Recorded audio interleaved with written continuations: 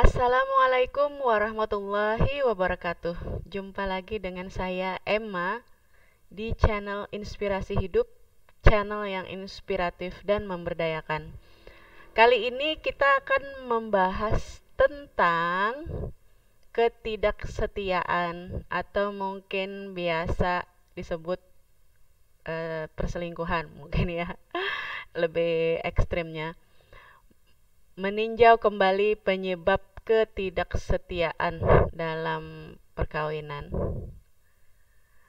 Nah, oke, mungkin kalian semua, terutama emak-emak nih, mungkin ada yang sudah pernah nonton drakor ini, World of the Married ya. Jadi kisahnya yang istri yang pertama dinikah ini seorang dokter, kemudian yang cowoknya atau suaminya ini berselingkuh sama anak bosnya dari suaminya ini. Jadi ini sempat viral waktu itu saya nonton, memang pas ongoing. Jadi kisah yang menarik di sini yang viral di sosial media, emak-emak cuma menyoroti si pelakor ini dan suaminya yang dianggap brengsek ini. Tapi ketika saya menonton, saya menemukan bahwa yang melakukan kesalahan setelah terjadi perselingkuhan kemudian suaminya nikah lagi sama yang istri baru ini, ternyata yang istri yang tua ini juga melakukan istilahnya dosa lah ya, perzinahan. Yang pertama sama tetangganya sendiri, kemudian yang kedua sama mantan suaminya yang sudah resmi jadi mantan, yang sudah menjadi suami orang lain, dia berselingkuh dengan mantan suaminya. Artinya sebenarnya pelakornya ini sendiri tadinya sempat minta putus sebelum hubungan mereka lanjut ke perkawinan gitu ya, minta putus, tapi yang laki-laki ini yang ini. Kemudian ada lagi sinetron judulnya Layangan Putus ya, web series. Itu sebenarnya bukan di TV sih tayangnya. Itu berdasarkan cerbung yang terbit di sosial media Facebook ya, di grup gitu, di grup komunitas bisa menulis. Saya belum pernah baca dan nggak berminat juga nonton.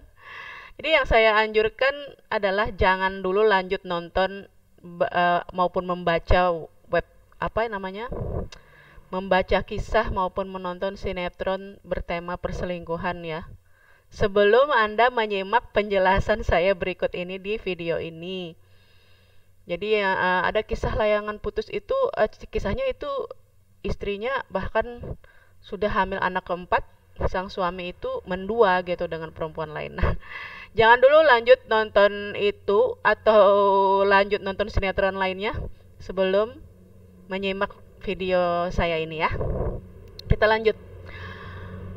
Apa sih bentuk-bentuk ketidaksetiaan zaman now di era digital kali ini ya? Bentuk-bentuk ketidaksetiaan itu bisa berupa chatting, japri dengan seseorang, curhat-curhatan hingga merasa nyaman, kemudian secara rahasia masih aktif menggunakan aplikasi kencan. Ya, aplikasi kencan nih banyak ya. Di Play Store itu nggak kehitung lagi. Ya, saya nggak bisa sebutkan. Nanti kalian pada install lagi ya. Itu parah di situ, orang-orang yang desperate, yang kurang kasih sayang semuanya tuh pada menggunakan aplikasi itu. Kemudian sexting. Sexting ini artinya chat-chat juga yang seperti ini, chat PM tapi yang lebih bersifat sensual kata-katanya gitu. Kemudian, nah ini mungkin para suami nonton film porno atau bokep ya. Ada juga yang ke tempat pijat gitu dengan berakhir plus-plus. Nah, jadi ini adalah definisi affair atau perselingkuhan itu apa sih? Jadi terdiri dari 3 elemen penting. Definisi affair yaitu suatu hubungan rahasia yang merupakan inti utama dari perselingkuhan, dan juga suatu hubungan emosional sampai ke tahap tertentu, dan koneksi seksual baik imajinasi maupun nyata dengan orang lain selain pasangan resmi. Jadi di situ ada hubungan yang sifatnya rahasia, Pastinya yang namanya selingkuh nggak mungkin diumumkan, hei saya selingkuh, nggak mungkin ya. Kemudian ada hubungan emosional dengan seseorang tersebut sampai ke tahap tertentu, baik tahap ringan maupun tahap yang istilahnya attach atau melekat, ada juga yang sampai segitu ya. Kemudian ada koneksi seksual, adanya interaksi seksual baik imajinasi maupun nyata. Ada juga sih yang misalnya ya ngefans sama artis kemudian mengimajinasikan berfantasi terhadap artis tersebut walaupun nggak pernah komunikasi misalnya, itu juga termasuk affair sih dan secara rahasia ya. Tapi di situ nggak ada hubungan emosional sih, nggak sama seseorang itu. Yang jelas harus ada 3 elemen ini, rahasia, ada hubungan emosional, sampai koneksi seksual. Nah ini definisi ini diungkapkan oleh ibu ini yang sangat cerdas sekali. Nama beliau adalah Esther Farrell. Beliau adalah konsultan perkawinan atau konsultan relationship terapis gitu ya, dan banyak menyelamatkan perkawinan orang yang hampir hancur. Beliau berusia 63 tahun, aslinya dari Belgia. Jadi ada beliau melakukan semacam ceramah gitu ya di acara TED Talk tanggal 21 Mei 2015, itu diterbitkan di YouTube, judulnya Rethinking Infidelity, A Talk for Anyone Who Has Ever Loved. Jadi meninjau kembali infidelity itu ketidaksetiaan ya, sebuah ceramah untuk orang yang pernah dicintai. Nanti linknya untuk ke video beliau saya ketik di deskripsi ya, kalian bisa klik. Dan videonya itu ada teks bahasa Indonesianya, jadi tinggal klik CC, di situ pilih subtitle Indonesia. Bagus banget beliau ini ya, beliau sangat cerdas. Oke. Tantangan zaman now, manusia memiliki kebutuhan untuk mencari cinta sejati atau memiliki idealisme romantis tiada akhir. Yang perfect itu seperti apa sih? Jadi manusia itu ingin mencari pasangan yang bisa dijadikan sebagai kekasih terhebat sekaligus sahabat, juga orang tua terbaik bagi anak-anak, sekaligus orang kepercayaan, sekaligus sebagai pendamping emosional dan teman yang setara secara intelektual. Jadi ini nih kriteria pasangan ideal ya. Oke. Banyak banget persyaratannya. Jadi kalau kurang satu aja ya kita akan merasa kurang gitu. Kalau dia nggak bisa jadi orang tua yang baik buat anak-anak kita, atau nggak bisa dipercaya dan nggak pernah support kita secara emosional. Nah inilah kita memandang bahwa pasangan kita itu tidak ideal apabila ini tidak terpenuhi. Tidak bisa dijadikan sahabat curhat gitu ya.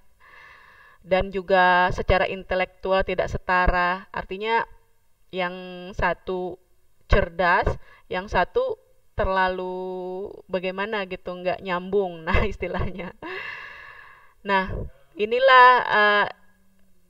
orang yang memiliki kategori inilah yang dianggap terpilih, unik, dibutuhkan, tak tergantikan, dan dianggap adalah orang yang tepat atau the one gitu ya. Jadi kita manusia itu cenderung mencari kriteria ini sebenarnya. Nah, tantangan juga zaman now adalah kita hidup di era di mana siapapun dianggap berhak untuk bahagia atau mengejar kebahagiaan. Artinya begini, kalau merasa dalam perkawinan itu kurang bahagia atau tidak bahagia, maka orang-orang di sekitarnya akan mendukung, oh lah, kamu berhak bahagia lah, carilah orang lain atau bagaimana ya. Tinggalkan saja pasangan kamu yang suka melakukan KDRT segala, tidak bertanggung jawab segala macam, tinggalkan aja gitu. Artinya ini di era sekarang, apabila misalnya pasangan kita itu sangat jauh dari kriteria ideal, bahkan abusive gitu ya, maka kalau kita bertahan terhadap pasangan tersebut, itulah dianggap memalukan di zaman sekarang ya. Di era sekarang, inilah tantangannya. Makanya perceraian itu tinggi. Tingkat perceraian itu tinggi. Nah,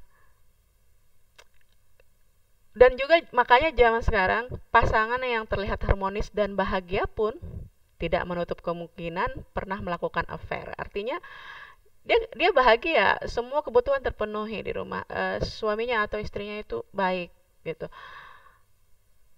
Tapi mungkin era fase bulan madunya udah lewat. Kemudian mungkin bagaimana jika hasrat bisa kadaluarsa? Artinya semakin lama semakin terkikis perasaan itu, misalnya seiring waktu, kemudian kesibukan, tekanan ekonomi, kesibukan mengurus anak dan segala macam. Dan juga affair ini merupakan konflik antara nilai yang dianut dan perilaku. Artinya begini, orang yang melakukan perselingkuhan sebenarnya sebelumnya dia tidak pernah merencanakan itu, dan dia tidak pernah menduga bahwa dirinya sendiri pun bisa melanggar batas hingga selingkuh. Artinya orangnya alim-alim aja, tahu bahwa selingkuh itu salah, tapi ujung-ujungnya tetap dilanggar. Gitu ya. Ini yang terjadi sekarang kebanyakan. Nah, jadi kenapa sih orang yang bahagia itu perkawinannya bahagia juga bisa selingkuh? Jadi seringkali inti dari sebuah perselingkuhan adalah kerinduan dan keinginan akan hubungan emosional. Jadi mungkin dia dengan pasangannya secara emosional nggak connect gitu. Kemudian mencari sesuatu yang baru dan mencari perhatian. Mungkin dia kurang diperhatikan, mungkin pasangannya kurang care.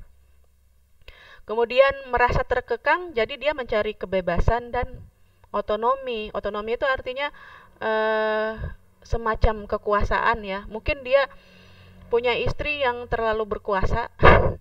Akhirnya dia kehilangan jati diri sebagai suami, mencari kekuasaan dengan perempuan lain.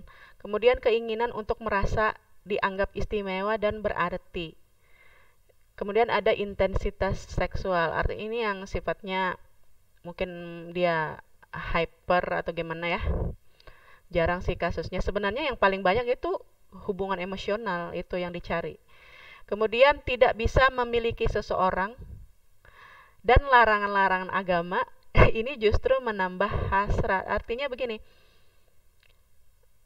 ketika kita tidak bisa memiliki seseorang karena seseorang itu misalnya sudah punya istri, sudah punya pasangan resmi, makin menjadi tantangan gitu. Kemudian larangan agama biasanya ini adalah godaan syaitan atau nafsu, iblis gitu, godaan dari iblis, dan justru menambah hasrat gitu. Ada tantangan tersendiri biasanya gitu.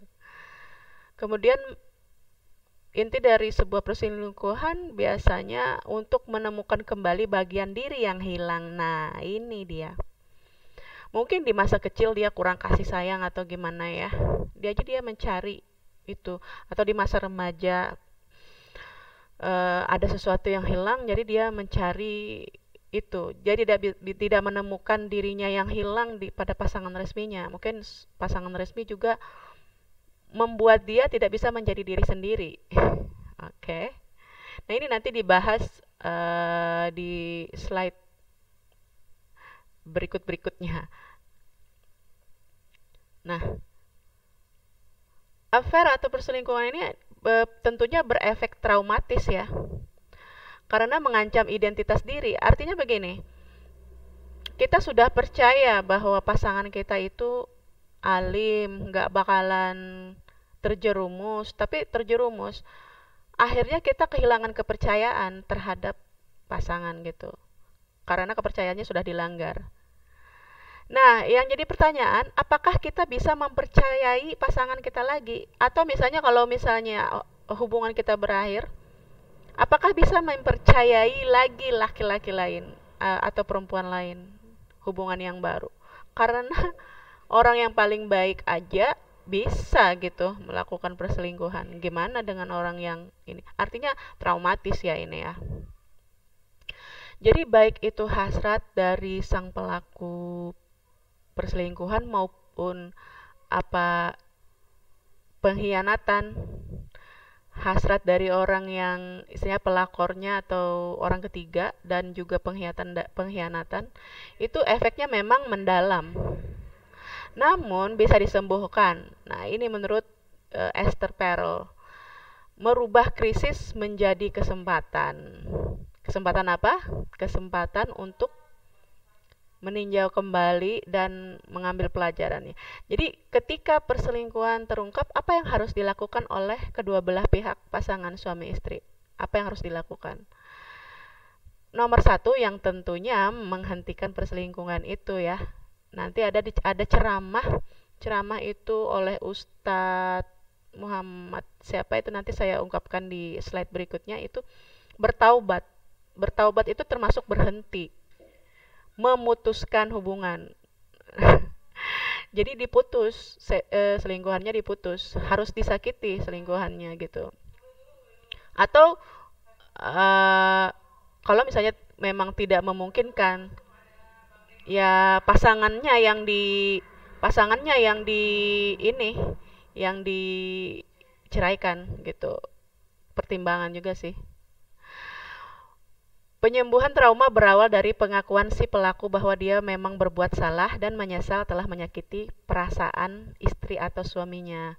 Walaupun faktanya kebanyakan orang perselingkuh ini menyesal telah menyakiti pasangan, namun tidak menyesal terhadap hubungan affair itu sendiri. Artinya ini yang perlu digali lagi. Artinya dia menikmati sebenarnya, walaupun dalam hati konflik. Dia tahu kalau dia menyakiti pasangannya. Nomor 2, apa yang harus dilakukan kalau perselingkuhan terungkap? Nah, suami istri memperbaiki hubungan dalam perkawinan. Artinya kedua belah pihak ya. Ini nanti diungkapkan juga oleh ceramah Ustadz yang linknya nanti saya bagikan di deskripsi. Jadi kalau suami punya salah di situ jangan diungkit-ungkit, merembes ke kesalahan lain gitu. Di situ aja salahnya gitu. Kemudian kembalikan harga diri. Mengembalikan harga diri sendiri maupun diri pasangan. Meliputi diri dengan cinta, persahabatan, artinya rasa bersahabat terhadap pasangan, dan melakukan kegiatan-kegiatan yang mengembalikan sukacita, yang memiliki arti dan mengembalikan identitas dari perkawinan itu sendiri. Yang ketiga pastinya jangan menggali detail tidak senonoh, apalagi artinya begini, kamu sudah berapa kali sama dia tidur, terus dia sama saya lebih hebat siapa di atas ranjang. Nah, itu jangan ditanyakan hal-hal seperti itu. Dan juga jangan mau menceritakan detail-detailnya ya, karena itu akan menyakitkan aja. Tapi boleh diskusi terbuka yang lebih mendalam secara psikologis.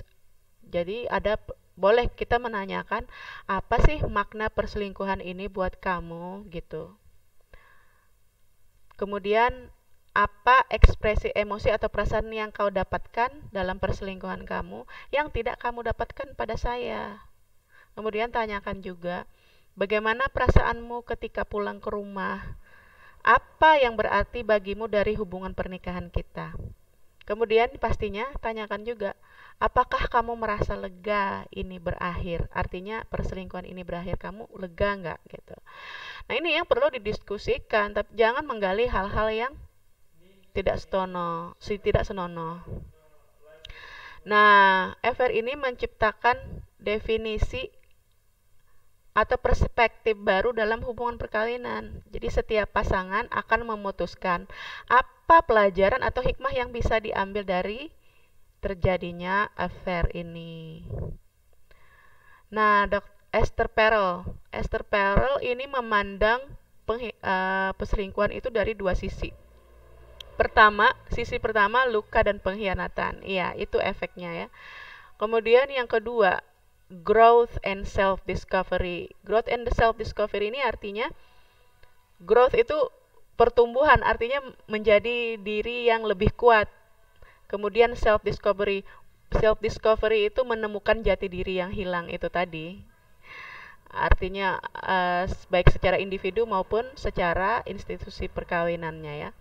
Jadi Esther Perel bilang tidak menutup kemungkinan kita bisa menjalani 2 kali pengalaman siklus hubungan bersama satu orang yang sama. Jadi Esther Perel ini menanyakan kepada kliennya yang diterapi, pasangan yang diterapi yang habis selingkuh, itu ditanyakan, rumah tangga Anda sebelumnya memang telah berakhir. Nah, sekarang maukah Anda memulainya lagi bersama dengan orang yang sama gitu. Oke, selanjutnya, nah ini dia tadi yang saya bilang ceramah dari Ustadz Muhammad Nurul Zikri, judulnya Ketika Suami Selingkuh, apa yang harus dilakukan. Ini wajib kalian dengarkan dari awal sampai akhir lah. Link videonya saya cantumkan di deskripsi, oke?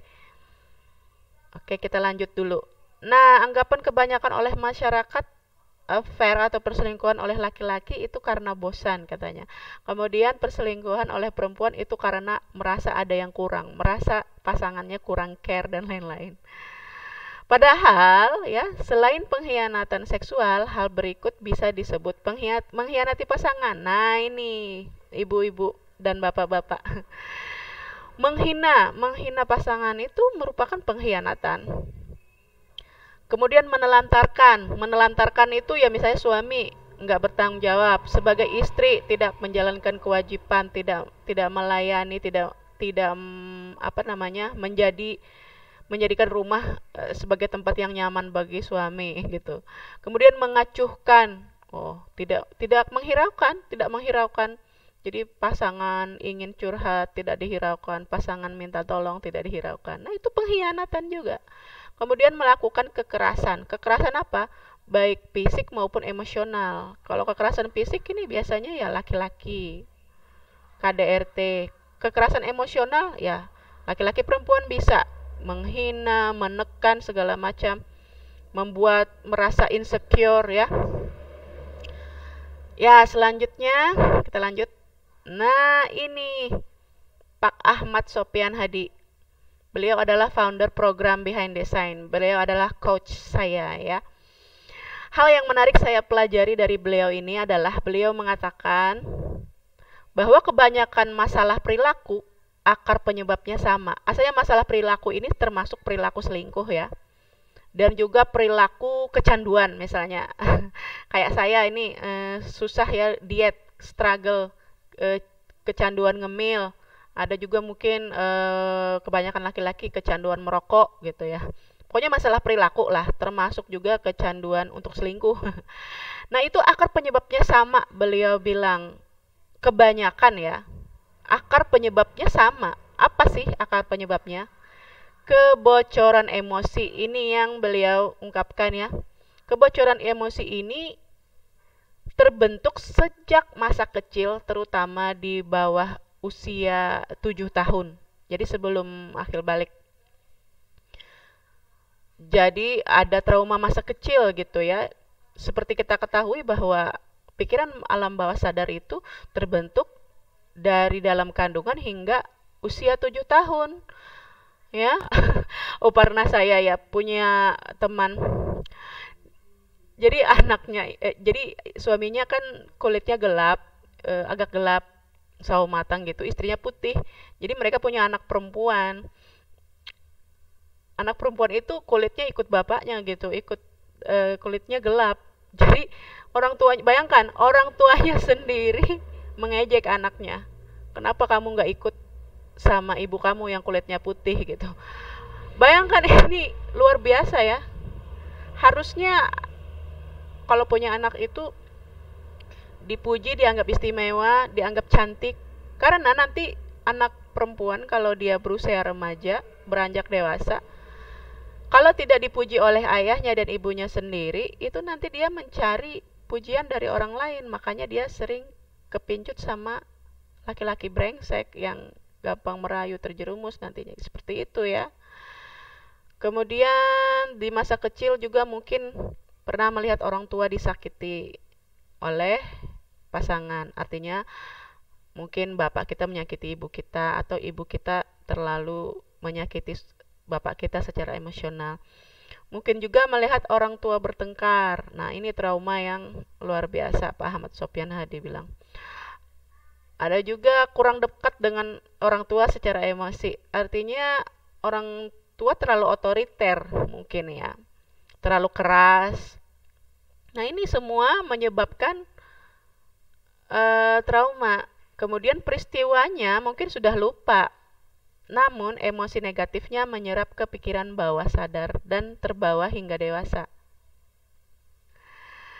Akibatnya, saat dewasa, selalu mencari atau mengejar kasih sayang dan perhatian. Jadi kalau pasangannya nggak kurang perhatian, udah nggak care, setelah berapa tahun menikah, dia cari perhatian lagi dari chatting, kenal orang di WhatsApp, grup WhatsApp random, chatting, curhatan, kenalan, gitu. Kemudian gampang terpedaya, baik itu laki-laki maupun perempuan. Ada yang godain, gampang terjerumus. Ini akibat dari kebocoran emosi yang dibawa sejak kecil. Pak Ahmad Sofyan Hadi bilang, nah gimana dong? Pastinya bisa diterapi. Ini bisa sembuh, bisa disembuhkan ya. Ada cara terapinya. Di program Behind the Sign ya.